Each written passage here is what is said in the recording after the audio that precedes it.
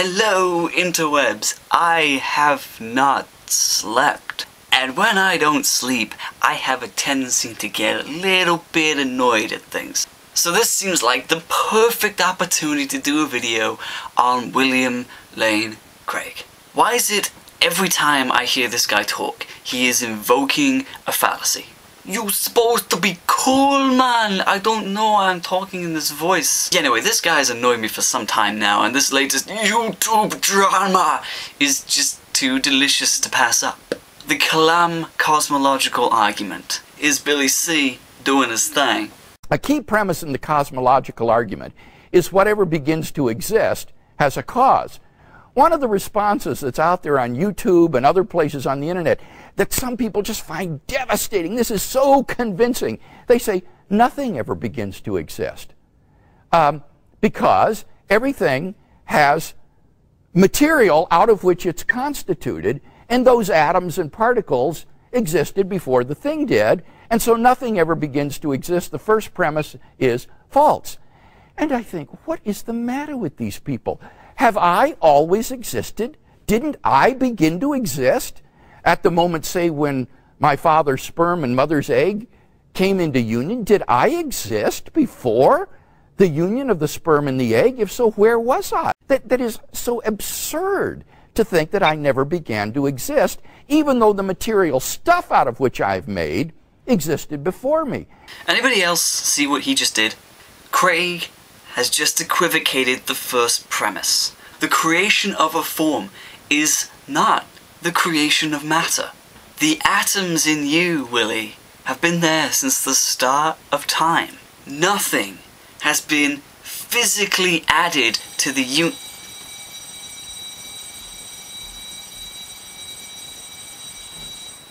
Nothing has been physically added to the universe with your birth.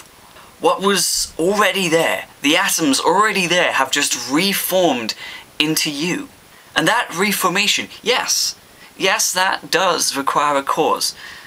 So let's remove the equivocation and let's rephrase Kalam, shall we? Premise 1. All atomic reformation requires a cause. Premise 2. The universe involved the creation of atoms. Premise 3. The universe has a cause. That doesn't follow. You see, Kalam isn't dealing with the existence of forms, because that is human thinking. We cannot see the atoms, so when you popped out of mommy's vagina, everybody's like, oh my god, where did that thing come from? But from an atomic perspective, nothing has been created. Nothing began to exist. Just reformed. And Kalam deals with the creation of matter. How there was nothing and then bang, all this matter and energy. That's what Kalam argues. That is what atheists are objecting to. That equivocation makes the world of difference. And you should know this. You, Craig, are supposed to be the champion of Kalam. And you do know this. The law of conservation of energy. The first law of thermodynamics. Matter and energy can't be created, can't be destroyed. You have written about this. I quote, "The law only applies within the universe, but it is not violated if the whole space-time area in which it holds comes into being, for that is outside the domain of its application." You said that. So why sidestep the issue like you've done here? It's dishonest and it's cheap. I feel like an intellectual slut for even acknowledging this. The irony is that even that statement doesn't get the objection.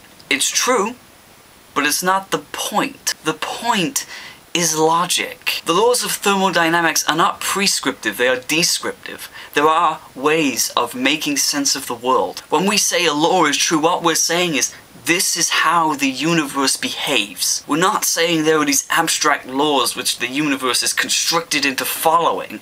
No, we're just saying this is how it is. These laws, they don't apply outside the universe. The same is true of logic. Logic is descriptive, not prescriptive.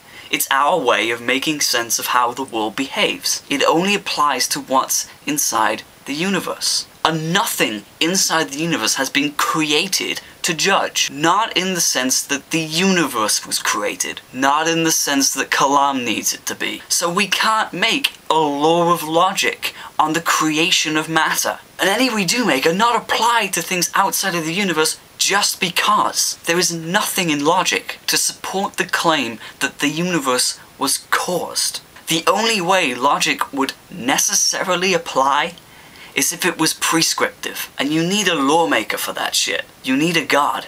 And that, Willie C., is arguing with your conclusion. But hey, Craig holds that it's intuitively obvious. Well, I guess that settles it then. The universe was caused in the same way that the Earth is flat. Silly me. And now that we've proved God with intuition, let's move on to the hilarious comment of the day. I see that the only way you would be moved is if you were hit supernaturally. I do think that can be arranged. That can be arranged. Does it not sound like a mafia threat to you? I know it wasn't intended that way, but come on. Especially if we're talking about being hit supernaturally. You know, most people's first experience of God involves, death. Not helping. So now I have the religious mafia on my back. Let's go on to last week's question. What is your IQ, and how valid do you think that is? Here is some of your responses. I could do some music for this section. Oh, but you get me singing instead. Oh no, I'd cover your ears. Most people said that their IQs were around 120, 130, and very few of you seem to believe that IQ is valid. That's scarily similar to me. My IQ is, from the pseudo-tests that I've taken, around about 130.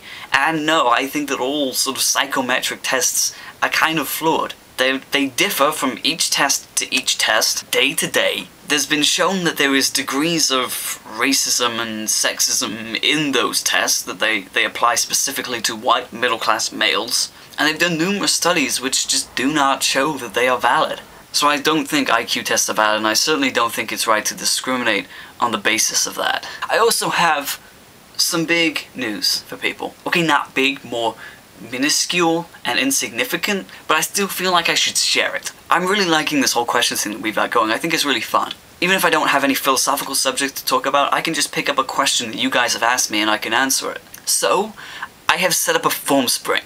Link in the Wunderbar. So instead of barraging my comment section with questions, which I can miss occasionally if I'm not reading the comments carefully enough, you can go onto my Formspring and send me an anonymous question. Or you can just send it in the comment section and hope that I read it. The benefit of Formspring is I will definitely see it if you send it to Formspring, and if I don't make a video on it, I can always use a text response. And anything's open, you can ask me anything, and I'm not putting that restriction on philosophical things anymore. Feel free to ask me philosophical things, and if I don't answer that as in a question, I'll make a video on it, because I do run short of inspiration quite a lot. So, go to my Formspring. You don't need an account to sign up, I think. You can just go on, ask me a question, and I will answer it. And hopefully if this thing kicks off, I think this could be pretty cool. And now for this week's question. From Barakiyal. I don't think I could pronounce that right. What video game universe would you like to live in? Let me know what you think. You'll hear my responses next week. Peace out. Oh, but you get me singing instead. Oh no, I'd cover your ears.